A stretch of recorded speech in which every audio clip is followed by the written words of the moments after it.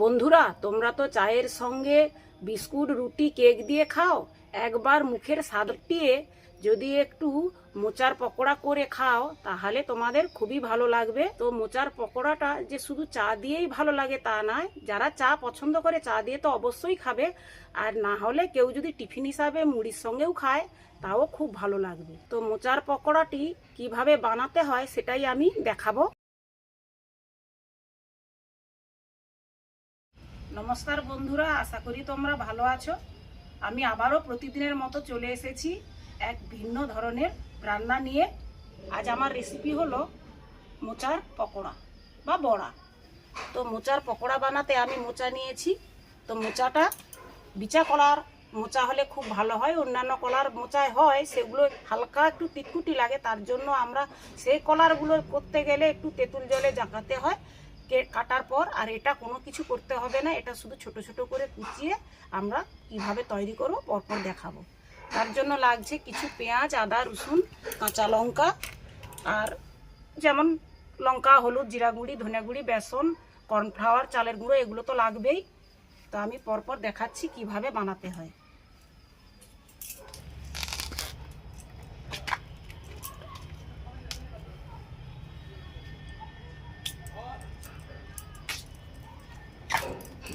কলা মোচা ছাড়ানোর সময় এর মধ্যে এই লম্বা একটা কাঠির মতো থাকে, এটাকে বাদ দিয়ে দিতে হবে, আর এইটাকে বাদ দিয়ে কাটতে হবে, নাহলে এইগুলো খোঁচা খোঁচা হয়ে থাকবে, ভালো লাগবে না তখন।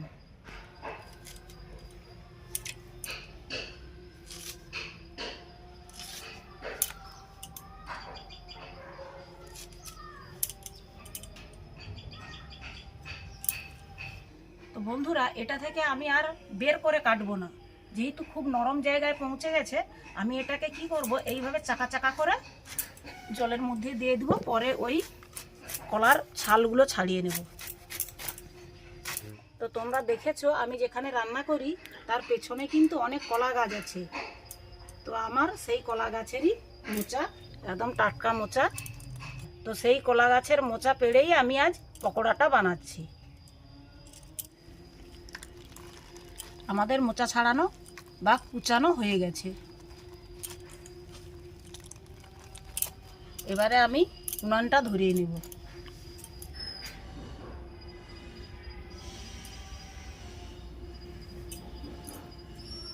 বন্ধুরা, শীতের কুয়াশা ভরা সকালে একটু গা গরম করার ইচ্ছা তো হয়, রোদটাও বেরায় না কুয়াশার জন্য। তো উনানটা ধরিয়ে দিতে খুব ভালো লাগছে। আর উনানটা ধরে গেছে, আমি এবারে কড়াই বসিয়ে দিচ্ছি।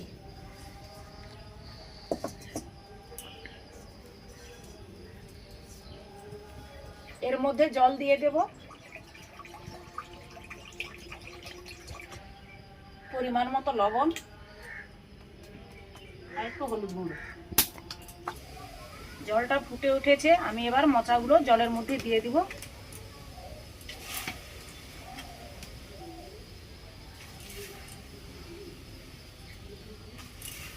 ওখানে মোচাটা সিদ্ধ হোক, সেই সময় আমরা কি করব, পেঁয়াজগুলো কেটে নিচ্ছি।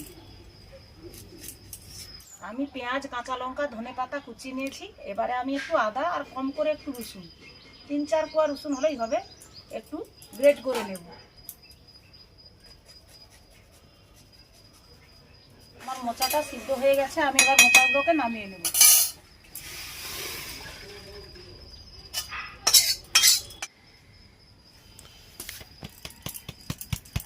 কড়াটা গরম হয়ে গেছে, কড়ার মধ্যে আমি এবারে তেল দিয়ে দিচ্ছি।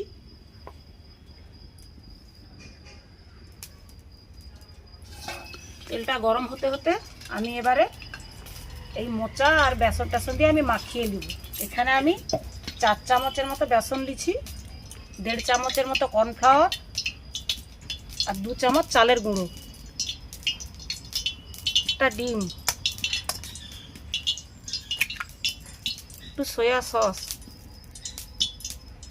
টমেটো সস একটু অল্প করে, লবণ 1 চামচ, লঙ্কা গুঁড়ো 1/2 চামচ, কাঁচা লঙ্কা যেহেতু দিয়েছি, হলুদ 1/2 চামচ, জিরা গুঁড়ো 1 চামচ, ধনে গুঁড়ো 1 চামচ, গরম মশলা সামান্য একটু, খাবার সোডা 1 চিমটি, এরকম হাতের 1 চিমটি।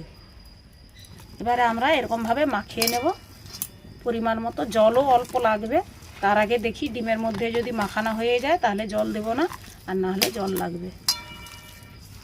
অল্প একটু জল লাগবে।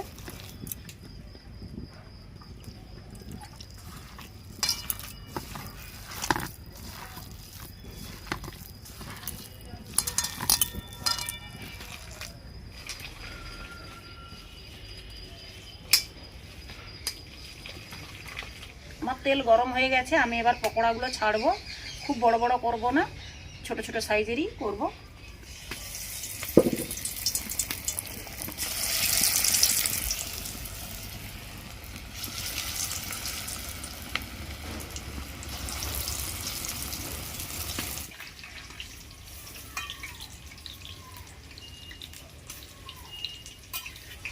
আমার পকোড়াগুলো ভাজা হয়ে গেছে, আমি এবার পকোড়াগুলো নামিয়ে নিচ্ছি।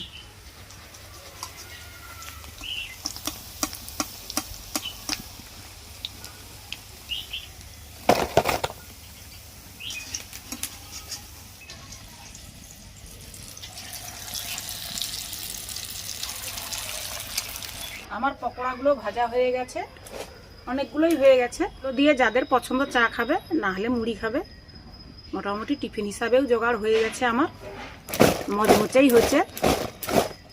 আর একটা তোমাদের ভেঙে দেখাচ্ছি, বেশ মোচা মোচা আছে, কাঁচা লঙ্কা সবই দেখা যাচ্ছে, ভালো লাগবে খেতে। তো এইভাবে তোমরাও বাড়িতে বানিয়ে খাবে, খুব ভালো লাগবে। আর মোচা তো সবসময় পাওয়া যায় না, তো হাতের কাছে যেই দিনই পাবে সেই দিনই বানিয়ে দেখবে, ভালো লাগবে। আশা করি খুব ভালো লাগবে। আমাদেরও সবসময় হয় না, তো আমি মাঝের মধ্যে পেলেই এইসব বানাই। তোমরা ভালোভাবে রেসিপিগুলো দেখবে আর বাড়িতে বানিয়ে খাবে, আর কমেন্ট অবশ্যই করে জানাবে যে কীরকম হলো। আমার এই পকোড়া রেসিপিটা কেমন হলো তোমরা অবশ্যই কমেন্ট করে জানাবে, আর পারলে লাইক করে দিবে। তো দেখা হচ্ছে বন্ধুরা তোমাদের সঙ্গে পরের আরও একটি মজাদার ভিডিও নিয়ে।